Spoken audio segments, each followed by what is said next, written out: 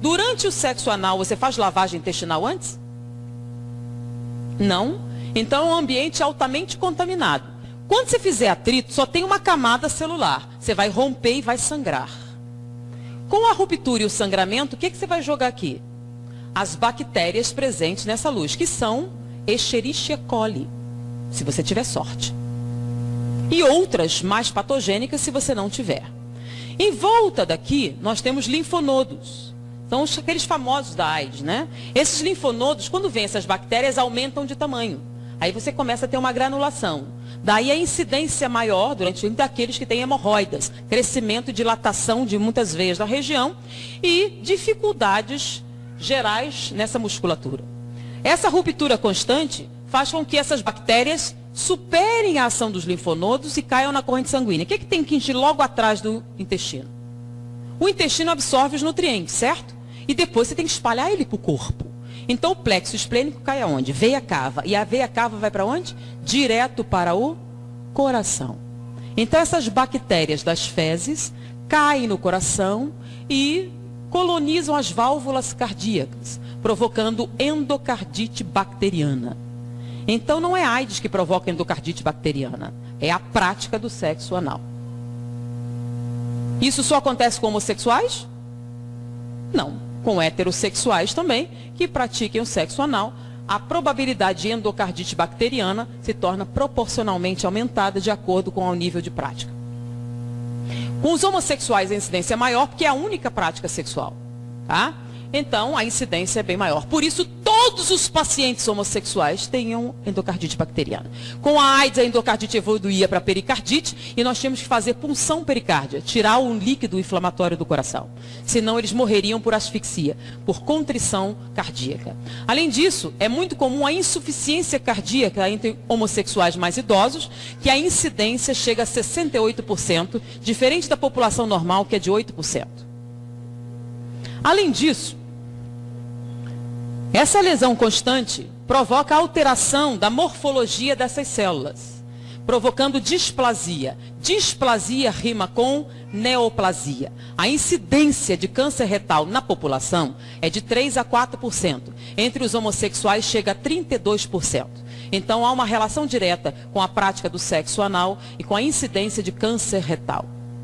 Além disso, a mulher não tem terminais nervosos de sensibilidade nesta área. Então ela não sente absolutamente nada com a prática do sexo anal, a não ser o sofrimento físico, a dor, a não ser que ela compre anestésicos, que são medicações inibitórias da sensibilidade para a prática do sexo anal, e compre lubrificantes artificiais para neutralizar o muco seroso e permitir que esse acesso faça com mínimas lesões. Então, sem lubrificantes artificiais, sem anestésicos para limitar a dor, é uma prática dolorosa, humilhante, violadora. Sendo que ela tem um órgão próprio para isso. Por que um homem teria que submetê-la a esse tipo de atividade se não fosse por sadismo? É o prazer em infligir dor. Porque ele aprendeu nos contos pornográficos que se você tratar ela com a brutalidade necessária, você conseguirá que ela tenha prazer. No homossexual, existe até pelo menos uma desculpa. Aqui, encostado, nós temos a próstata. Tanto que o exame de próstata é retal. A próstata se encosta aqui, mas vamos fazer um aumento aqui.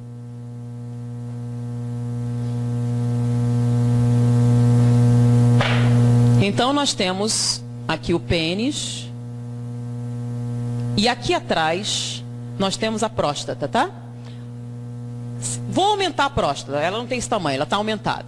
A próstata, a parte da frente, que dá para os corpos cavernosos, ela tem uma camada córnea. O que é córnea?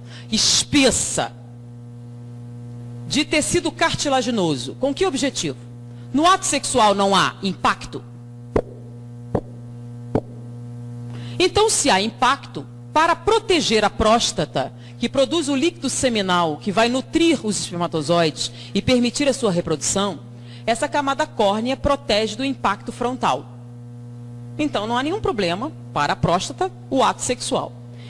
Mas se você impactar por trás, Então, o ato sexual homossexual tem que ser necessariamente violento. Você tem que bater com força para atingir a próstata. Então, é o sexo anal e ele tem que ser violento. Então, a não ser que vocês conversassem pessoalmente com alguém, ninguém ia contar. Então, você vai bater com força. Se você bater com força suficiente e traumatizar a próstata, ela sangra, porque essa parte de trás não tem camada córnea. Não se esperava na natureza nenhum impacto posterior. Está protegido pela espinha e pelo intestino. Você bate com força, traumatiza a próstata, ela sangra. Quando ela sangra, produz células inflamatórias. Ela incha. Se ela inchar e você bater com força suficiente, você vai atingir esse feixe nervoso aqui, que dá origem, que está ligado aos corpos cavernosos. Você pode provocar uma ereção. Se você continuar batendo com força suficiente e inchá-la o suficiente, ela pode sensibilizar os corpos cavernosos e você pode até ter, lá pela quarta ou quinta experiência, uma ejaculação. Mas você só vai conseguir essa ejaculação se após essas múltiplas experiências você conseguir a hiperplasia de próstata, sua próstata estiver inchada. Com o passar do tempo e esses múltiplos traumatismos da próstata, ela começa a produzir células displásicas também. Displasia rima com neoplasia. O índice de câncer de próstata na população é grande, até porque não se fazem os exames correspondentes. E existem outras motivações. Então, está alto. Hoje em dia, eles têm chegado a 18%, 20%. Entre os homossexuais é de 68%. Por quê? Porque a prática sexual que eles utilizam pressupõe o câncer de próstata. Não vou nem falar dos problemas que se tem a nível urinário, a nível renal, decorrentes dessa prática. Eu pergunto, tudo isso que eu falei, procurem num livro de fisiologia médica. Ou cheguem para qualquer médico e perguntem, tem algum erro nisso? Alguma dessa estrutura anatômica está errada, ou equivocada, ou transtornada? Diante do que ele aprendeu na faculdade de medicina, se você fizer isso, não é isso que vai acontecer? Não é isso que acontece? Então me diga, o sexo anal é natural, biologicamente muito bom, extremamente agradável, saudável, produtivo, uma prática natural que todo mundo devia experimentar um dia?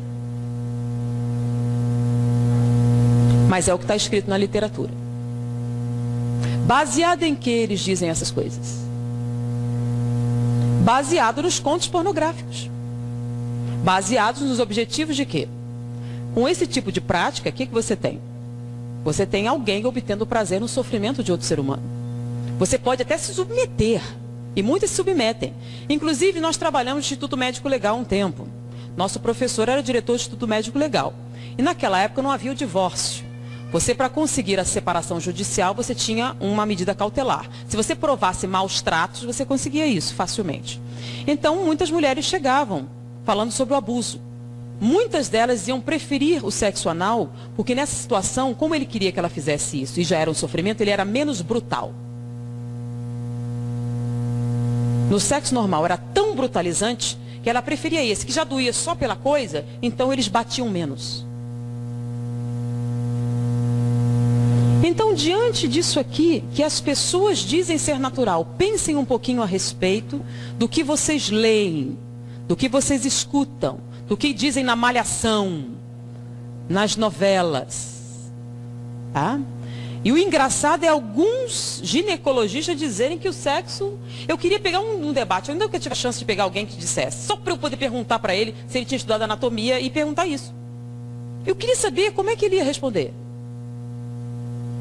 Tá? Então eu sugiro, façam uma pesquisa para ver se essa anatomia que eu falei está correta. Essa análise comparativa para ver se tem razão. E façam essa análise. E me digam se é uma prática saudável. Tá bom? E eu acho que depois disso, muitas perguntas que poderiam sair já são respondidas. Pensem um pouquinho mais. Pensem nas consequências. Pensem no futuro. Pensem no que vocês precisam realmente para serem felizes. E diante disso, vamos orar mais, pedir inspiração, suavizar nossos sentimentos, e principalmente tornar não fazer aos outros o que não gostariam que fizessem a você uma máxima muito importante em nossa vida. Principalmente vocês que são jovens. Vocês têm a oportunidade de ser essa informação.